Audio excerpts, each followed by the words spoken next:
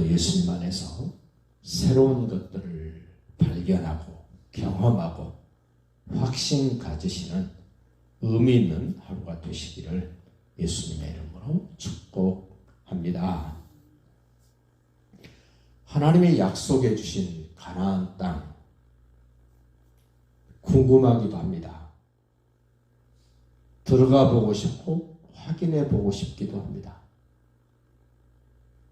내가 보고 싶다고, 내가 확인하고 싶다고 38년 전에 그들이 아우성을 쳐서 들어가 봤던 그 땅. 환경만 보고 원망했습니다. 불평했습니다. 아주 투덜투덜했습니다. 그 결과 38년이 지난 후에 지금 그 자리에 와 있습니다. 가나안 땅을 정탐하러 출발했던 그 가데스 바네아에 지금 와 있습니다. 하나님이 의도하신 바대로 하지 않으면 38년이라는 세월을 허송세월 했다는 말입니다. 다시금 마음을 고치고 다잡아서 그 자리에서 이제 다시 약속의 땅을 향하여 요단을 건너 출발을 하게 됩니다. 출발하기 전에 새롭게 지금 다짐을 합니다. 오늘 9절 보십시오. 그때 내가 너에게 말하여 이르기를 나는 홀로 너희의 짐을 질 수 없도다. 하나님의 일은, 교회의 일은 혼자 할 수 있는 일이 아닙니다. 그렇게 엄청난 능력을 가지고 있었고 하나님의 권위를 가지고 있었던 모세도 혼자 할 수 없다고 소리를 지릅니다. 그럼 어떻게 해야 됩니까? 왜 그래야 됩니까? 11절 보십시오. 너희 조상의 하나님 여호와께서 너희를 현재보다 1000배나 많게 하시며 너희에게 허락하신 것과 같이 너희에게 복 주시기를 원하노라. 앞으로 더 사람이 많아지고 하나님이 더 큰 복을 줄 터인데 그거 혼자서 감당이 안 된다 그럽니다. 그러면서 의외의 말씀을 12절에서 합니다. 그런즉 나 홀로 어찌 능히 너희의 괴로운 일과 하나님이 함께 하심에도 불구하고 괴로운 일이 있답니다. 하나님이 말씀으로 보장해 주셨음에도 불구하고 괴로운 일이 있답니다. 사람이 살아가는데 예수 믿는 사람이든 믿지 않는 사람이든 똑같이 괴로운 일이 있습니다. 다만 그 괴로운 일을 어떻게 처리하느냐가 문제입니다. 처리하는 방법이 다릅니다.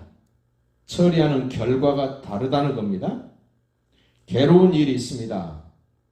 또 한 가지 일이 더 생깁니다. 너희의 힘겨운 일이 있을 것이다. 내 힘으로 감당할 수 없는 일들이 있다는 겁니다.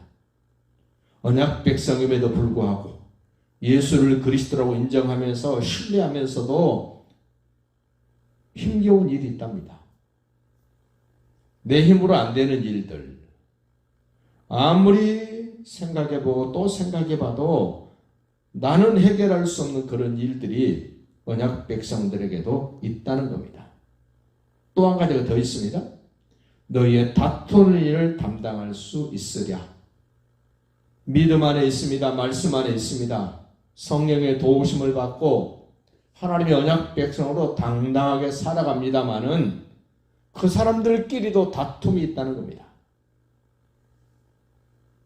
여러분과 저의 인생에 다투는 일이 없을 수는 없습니다마는 그 다투는 일이 생겼을 때 어떻게 해결할 것인가? 세상 방법으로, 인간적인 방법으로가 아니라 하나님의 방법으로 우리는 다투는 일에 마무리를 해야 됩니다. 힘겨운 일이 있을 때 그 힘겨운 일 때문에 불평하거나 원망하거나 뒤돌아서는 것이 아니라 목표를 향하여, 목적을 이루기 위하여 당당하게 앞으로 나가는데 다른 사람들의 도움이 필요하다는 겁니다.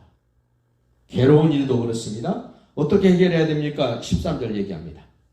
너희의 각 지파에서 지혜와 지식이 있는 인정받은 자를 택하라. 내가 그들을 세워 너희의 수령을 삼으리라. 너희의 괴로운 일, 힘겨운 일, 다투는 일을 해결하는 방법으로 지혜가 있는 사람, 지식이 있는 사람, 그리고 너희들이 인정해 줄 수 있는 사람 택하라는 겁니다. 그들에 의해서 해결받으라는 겁니다. 사람은 누군가를 의지하고 살아야 되도록 하나님이 만드셨습니다. 혼자 살 수 없습니다. 어떤 사람을 의지할 것인가?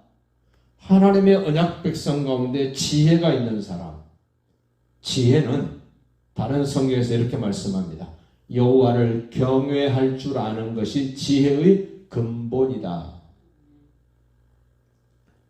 지식이 있는 사람, 하나님을 아는 지식이 있는 사람, 예수가 하나님 아들 그리스도라는 지식을 가진 사람, 그럼에도 불구하고 지혜가 있고 지식이 있을지라도 이 사람 저 사람에게서 인정받지 못한 사람은 안 된다. 인정받는 사람이어야 된다. 예수님도 이 땅에 계실 때 제자들을 부르십니다. 당신의 마음에 원하는 사람을 부르십니다. 예수님이 승천에 가시고 난 다음에 교회가 필요로 했던 사람들, 지혜가 있고 지식이 있고 성령이 충만하고 사람들에게 칭찬받는 사람을 뽑습니다. 똑같습니다.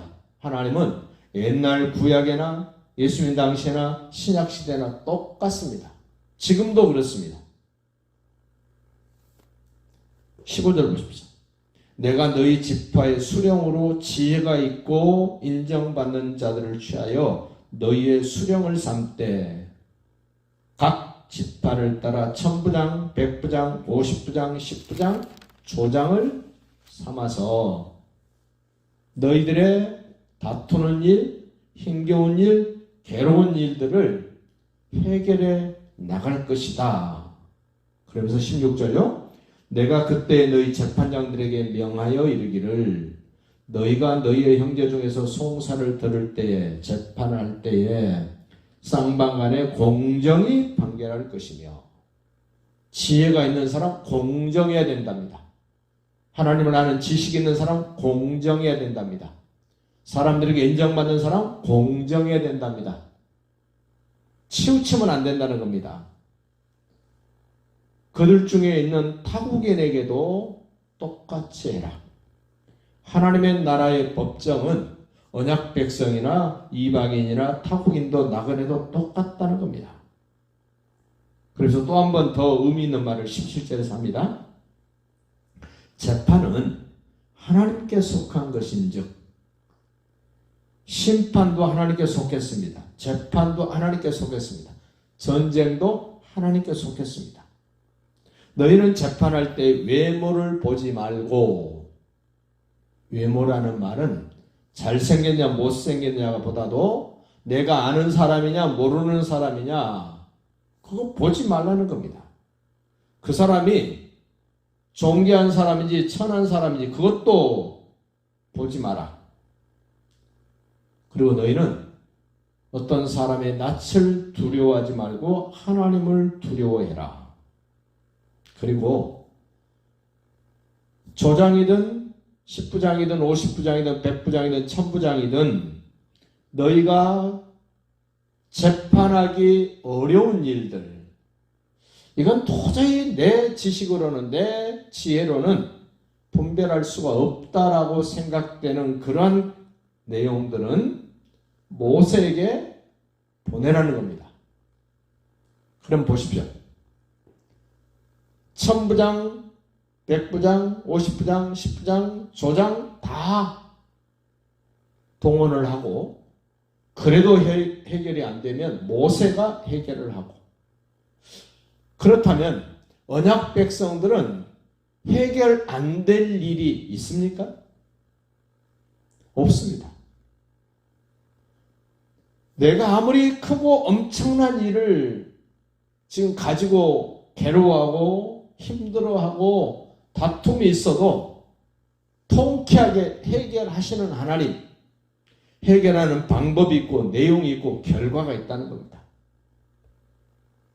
그리고 하나님이 언약 백성들을 눈동자처럼 지키면서 하나님이 함께 하시면서 하나님의 나라의 것들을 누리게 하시는 하나님인 것을 다시 한번 경험하시고 오늘도 행복해지는 하루가 되시기를 예수님의 이름으로 축복합니다.